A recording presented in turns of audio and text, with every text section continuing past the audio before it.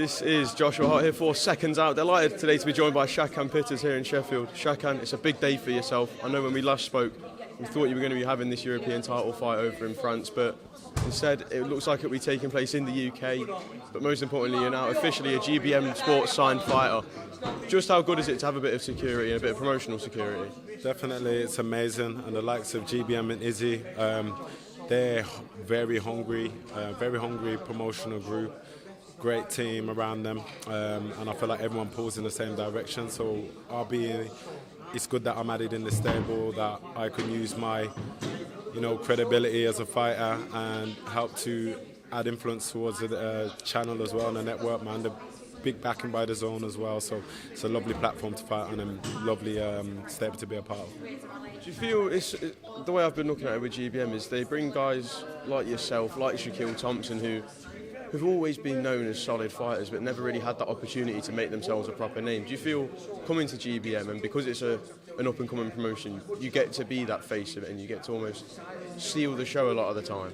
Yeah, I mean, sometimes that's all you generally need. Sometimes you just need a promotional backing, a good promoter who believes in you, who's going to give you the good platform. You're going to get the exposure. The last year or so, or probably 2 years, I've been a free agent, and I've waited to the right moments. I've had sit down with other promoters and things, and it all made sense with Izzy, man. Like I said, at the stage of my career, I've got to make right moves, and I've been to the shows, I've done things properly, we've sat down, we've had a relationship before the actual, before he got involved in the promoting side of boxing, and everything how he's been, and I've watched the vision come.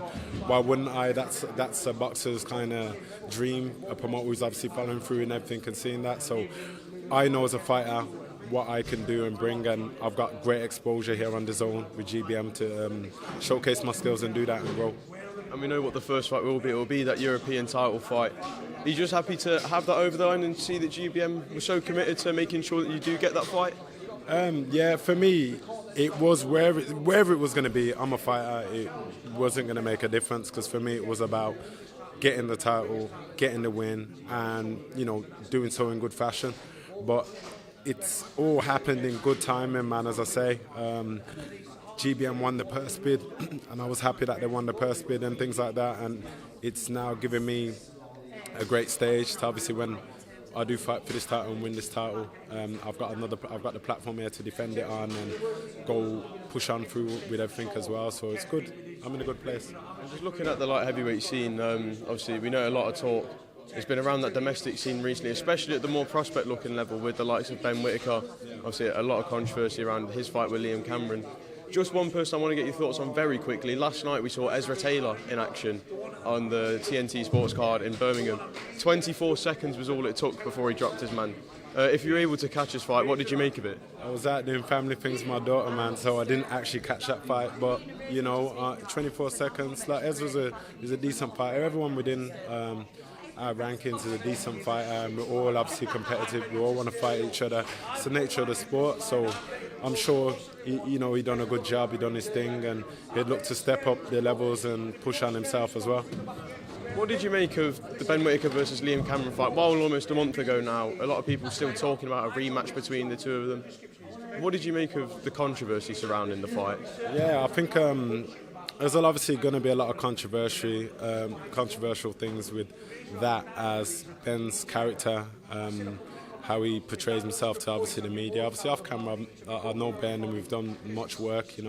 Either way, he's a decent guy in my eyes, but it's like obviously how you portray yourself to the public. Same with Mayweather. Everybody watched him because they want to see him lose. Now I'm not comparing him to a Mayweather, obviously, but his persona is very, entertaining, bubbly, and people obviously want to see him lose more than win. But in regards to the fight, only him and his team know what's going on there. If he had an injury, if you're not, whatever. But everyone, it's thing in boxing. You can't jump to conclusions where it's like, because Liam Cameron was coming on strong, that he was definitely going to win. Because there's fights where someone's been losing every round or so and they get knocked out in the last round. It's boxing, you can never switch off. But credit to Liam Cameron's performance. I rate his performance as well. And, he put up a good fight. I think they should run it back, and hopefully, we'll see who wins that, and they both put it to bed on each of their part. Do you feel that Liam Cameron should have won the fight at the time it was stopped? Do you feel he should have been ahead on the scorecard? I caught and there's no way you could really watch it back now. I've tried to look before, but I think I caught it like from round 3 or so. But when I was watching it, Liam Cameron obviously was coming on strong, but I didn't see the earlier rounds, which I heard obviously Ben started off very well and he won a lot of the rounds. The rounds are very competitive from what I'm hearing, but for who would have won or who should have won, it's a draw. So I can't speculate what's already there. It's a draw, it is what it is. I just think they both got to run it back, and neither of them would have wanted the draw then, but they both run it back and we'll see who wins. Obviously, last time we spoke, it was a couple of days before we saw Anthony Joshua versus Daniel Dubois at Wembley. Since then, we've seen it all unfold. We saw a monumental occasion, but more importantly, a huge upset in that main event. What did you make of the fight, first of all, while it has been a while? Something that's going to live in the minds of British box fans forever, isn't it? I feel like boxing, obviously, we're quite quick to just go with the likes of AJ. In heavyweight boxing, anyone can win. It's one punch. In boxing, anyone can win. But I think the way Daniel Dubois obviously knocked him out, I didn't predict that. I thought AJ was going to win genuinely, because I was like, AJ probably, he's on that road. But Daniel Dubois' resume from his last fights compared to AJ's was the telling factor, I believe. AJ fought Ngannou, who else before that? Yeah, Wardley, decent fighter, but but then look at who Daniel Dubois fought, you know what I mean? And even from his losses, they counted him out. People count AJ out again. It's boxing. It's always like two halves, man. So, congrats, obviously, to Dubois and his team. He made it happen, man. He's done his thing. And heavyweight boxing, one punch away, anyone could win. Obviously, since then we thought we were going to get a rematch in February, but it seems that AJ is going to be unavailable now, and it leaves a little slot as to who's going to fight Daniel Dubois. Out of all those names in the heavyweight scene right now, who would you like to see Daniel Dubois face next? I'll fight him. No, player, they're heavyweight. I think I've seen that they was lining him up for him and Wardley or something like that. Makes a decent fight. He's coming off a good win himself against Fraser Clark, so that would make a good fight. So I feel like him versus Wardley, or him versus the winner of Usyk Tyson, that would be good as well. Hopefully he gets his fight again with Usyk. But again, styles make fights. Like, he can be explosive against AJ, and probably not as explosive as someone like a mover like Usyk. We just don't know.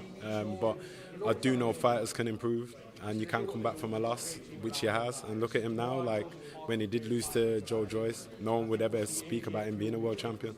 You know what I mean? And in fact, when he got the title given to him, as Eddie was saying, he quoted the IBF, then he was saying he don't deserve to be champion, but now that he's won, he's solidified himself as a champion. You can't come back. So, man, credit to him. I'd like to see them fights, either Wardley or with him against the winner out of Tyson, Fury, and Usyk. For Wardley, do you feel it could be a little bit too soon, or it's heavyweight boxing, it does only take one shot, doesn't it? When is too soon, when is not too soon, he's at a stage now where he's fought on, the Riyadh season, which is obviously a well-established theatrical scene, basically, and he's fought within crowds, and he's defended his title against good fighters, Adelaide, Clark. I think he is ready, and he can go and fight, obviously, for the world title, I believe. Why not? If he loses, what happens? He just goes again. Too many people are quick to protect their O, or don't want to jump or wait for this time. If you feel you're ready as your team, man, then go for it. You just don't know. Again, it could be one punch from being a world title, but that's for him and his team to negotiate his career. Obviously, I'm just here doing my own as well, man. And just one last thing, another big talking point that started to resurface, a family rivalry reignited between Conor Benn and Chris Eubank Jr. We saw, out of all people in the middle of the face-off in Saudi, it was Neymar Jr. of all people. What did you make of the fight, first of all, and who do you fancy more in that fight? I think it's a decent fight. Obviously, I feel like the styles will clash. There'll be a lot of emotion in there. I think Conor Benn obviously brings a lot of emotion. I think that possibly could be dangerous towards going into a Eubank fight. Eubank loves to get under people's skin anyway, and I think if he brings too much emotion in there, it could be dangerous. But they're both, again, at that level where they've seen it all. They've fought world-class operators, both of them. So it'd be an interesting fight for both of them. I like both fighters. I do like both fighters. And in person, like I said, in general, they're both cool people. So I wouldn't want to side with anyone on that. But I feel like it is a family feud. And they're just when they are going to fight, if they do fight, then they just got to count that emotion out, which they're both professional enough to know anyway. It's business, innit? They got to handle business. But it'd be good for them to put it to bed. Finally put it to bed, but they'll probably still beef whoever the winner or loser anyway, you know how they are. Yeah, well, Shakan, thank you very much for your time, and congratulations on getting this deal with GBM. Thank you. And also hopefully we see some fight news for yourself soon. Cheers. Thank you very much.